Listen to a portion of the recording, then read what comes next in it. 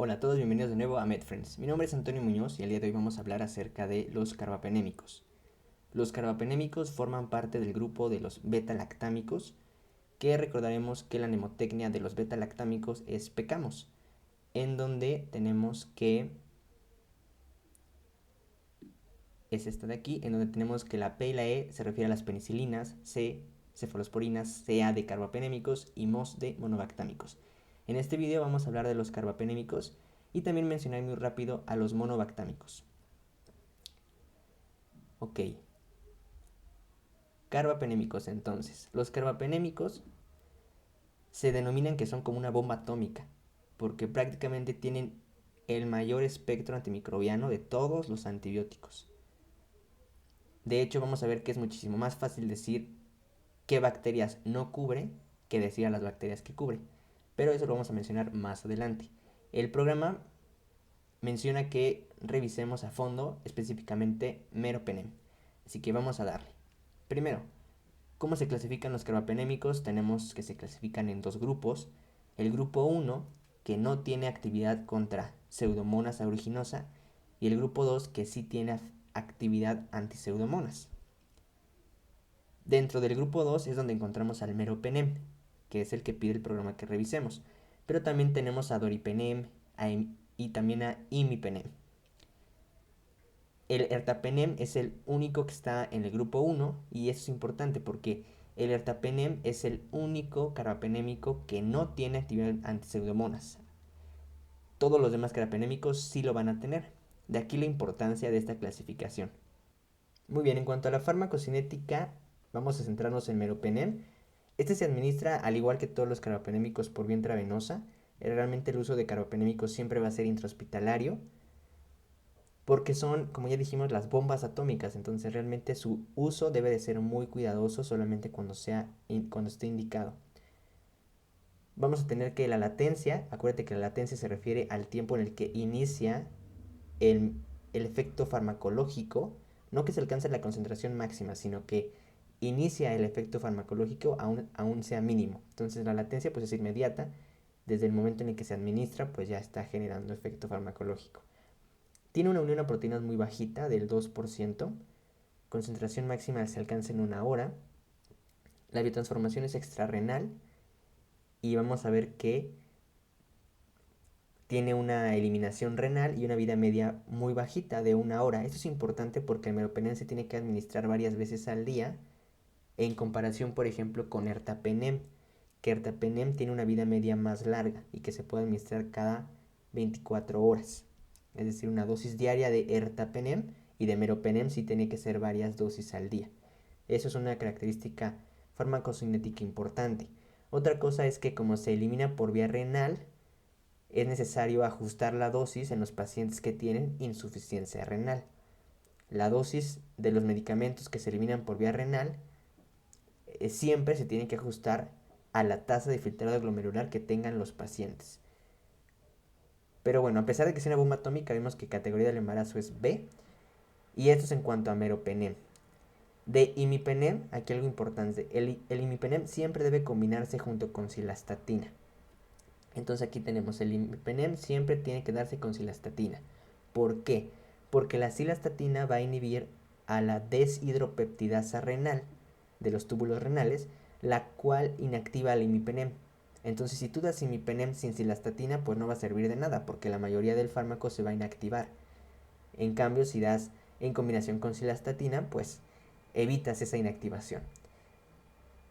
Así que de imipenem esto es una característica farmacocinética muy relevante. Las indicaciones, como te comentaba, es más fácil decir para qué no es útil que para lo que realmente es útil, porque tiene un espectro muy amplio. Es contra gram positivos, gram negativos, incluso contra anaerobios y contra pseudomonas aeruginosa. Pero acuérdate que el único carbapenémico que no tiene efecto antipseudomónico es, como mencionamos al principio, el ertapenem. El resto sí tiene también efecto contra pseudomonas. No va a ser útil contra Enterococcus faecium específicamente, ni tampoco contra MRSA, es decir, contra Staphylococcus aureus resistente a metilcilina. Esas son las únicas dos bacterias que no son útiles con los carbapenémicos. El resto, sí. Es un fármaco que la OMS lo tiene en vigilancia porque tiene que utilizarse solamente cuando sea necesario. Recuerda la analogía, no vas a empezar a tratar nunca una infección con tu mejor arma, con una bomba atómica. Tienes que iniciar primero con otros antibióticos y después ir escalando hasta llegar a los carbapenémicos. Los carbapenémicos principalmente se utilizan para las bacterias que sean BLI, es decir, las bacterias que tengan beta-lactamasas de espectro extendido. Por ejemplo, digamos que tienes una neumonía por Streptococcus pneumoniae, por ejemplo, y pues tú dices, no le voy a dar amoxicilina porque tiene espectro contra Streptococcus pneumoniae.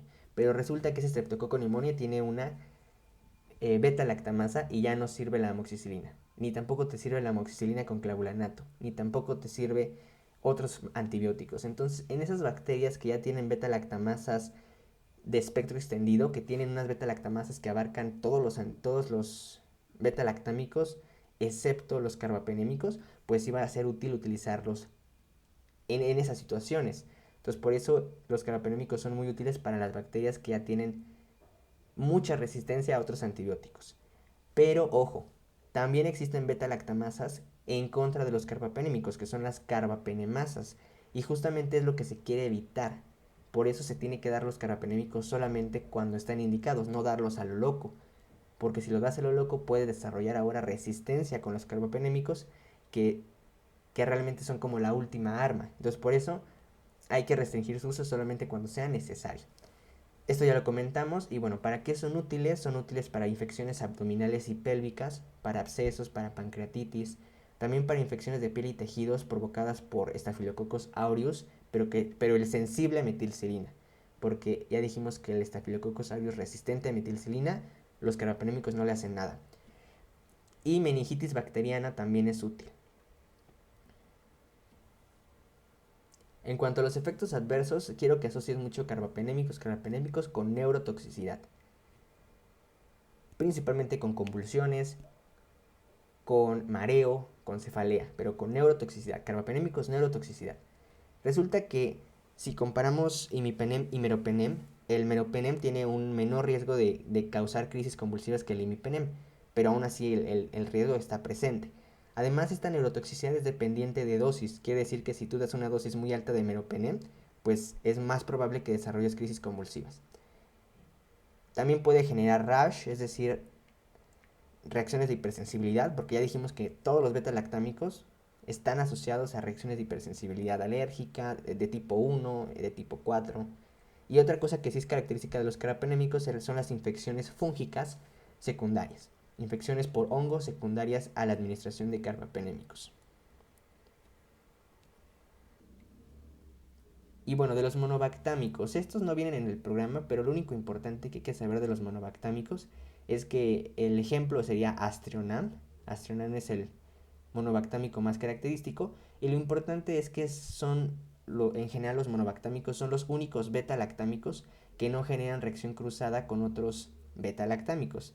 Es decir, si un paciente es alérgico a cefalosporinas, no va a ser alérgico a monobactámicos. Si un paciente es alérgico a penicilina, no va a ser alérgico a monobactámicos. Eso es lo único importante, que son de utilidad en los pacientes que son alérgicos a los beta-lactámicos.